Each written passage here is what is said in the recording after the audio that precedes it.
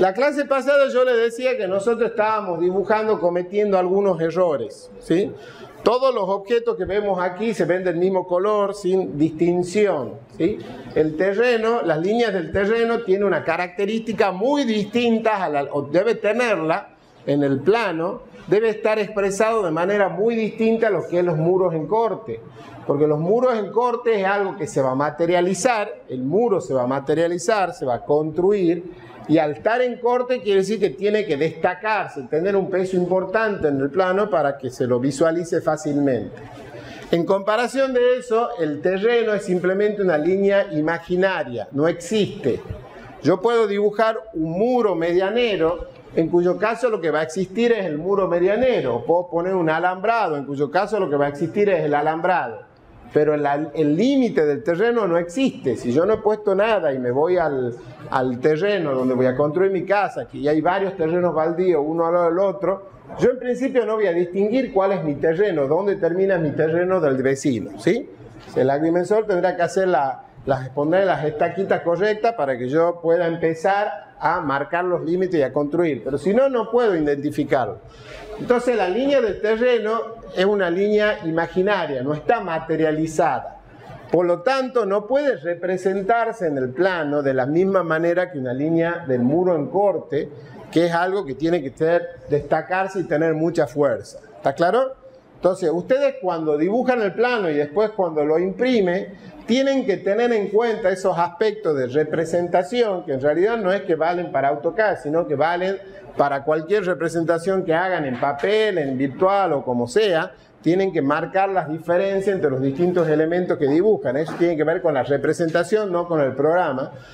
Pero en el programa también tenemos que representarlo. Entonces no podemos representar de la misma manera los muros en corte que la línea de terreno.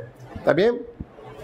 Tampoco lo podemos representar igual que la vereda, porque si bien la vereda puede estar materializada, capaz que existe, capaz que no, pero capaz que existe, tampoco tiene la importancia, digamos, que tiene el muro en corte, que es algo que es fundamental en nuestra construcción y tiene que verse muy fácilmente e interpretarse muy fácilmente.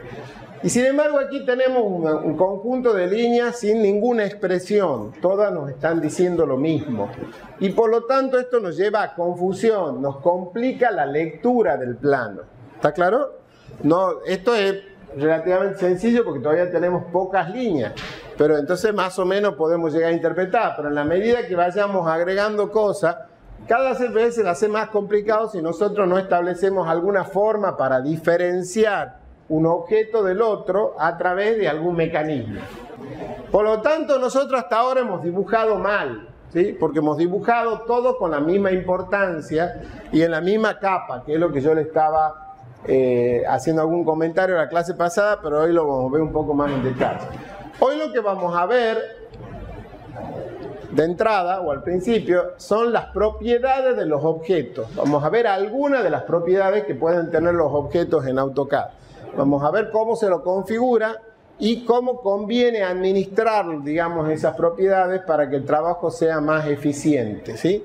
Nosotros vamos a ver cuatro propiedades de los objetos en AutoCAD. Vamos a ver el color, vamos a ver el tipo de línea, vamos a ver el grosor y vamos a ver la capa en la que está cada objeto, ¿sí? Esas son las cuatro propiedades que vamos a analizar. Ahora bien, cada uno de los objetos que nosotros vamos a generar en nuestro dibujo va a tener, de hecho, va a tener asignado un valor para cada una de esas propiedades. Es decir, cada objeto que dibujemos, incluso lo que ya hemos dibujado, tienen asignado un valor para su propiedad color, tienen asignado un valor para su propiedad tipo de línea, tienen asignado un valor para el grosor y tienen asignado una capa en la que se encuentra. Tienen asignado esos valores.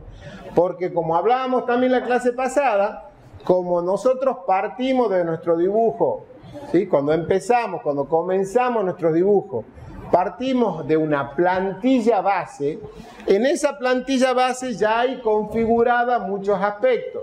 Entre eso viene configurada una capa, que es la capa 0, que traen todos los archivos de AutoCAD, y viene configurada que los objetos que dibujemos sean de color blanco, sean de un tipo de línea continua y sean de un grosor estándar. ¿Está bien?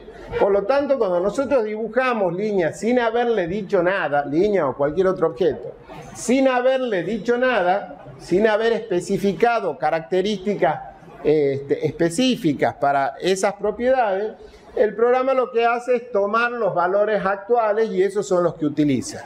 Entonces la línea nos aparece blanca, nos aparece continua, con el grosor estándar y en la capa 0, porque esos son los valores asignados a esas 4 propiedades por defecto en AutoCAD.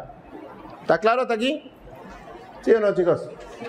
Pero nosotros no queremos que todos los objetos se vean igual, como hemos dicho al principio, y por lo tanto vamos a ver cómo hacemos para asignar las propiedades que nosotros queremos que tengan. ¿Sí? Para poder trabajar con propiedades, vamos a empezar un archivo nuevo de 0 un ratito. Yo le digo que voy a empezar un archivo nuevo.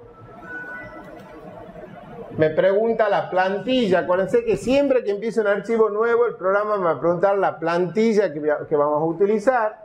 Nosotros por ahora vamos a usar la CAD ISO, que es la estándar de AutoCAD.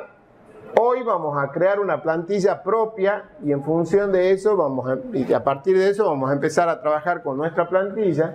Fíjense que de entrada me aparece toda esta grilla que en general no la vamos a utilizar, entonces la podemos desactivar aquí desde la barra de herramientas, la barra de estado, con esta opción, con esta llavecita para que no nos moleste. Si la queremos dejar, la dejamos.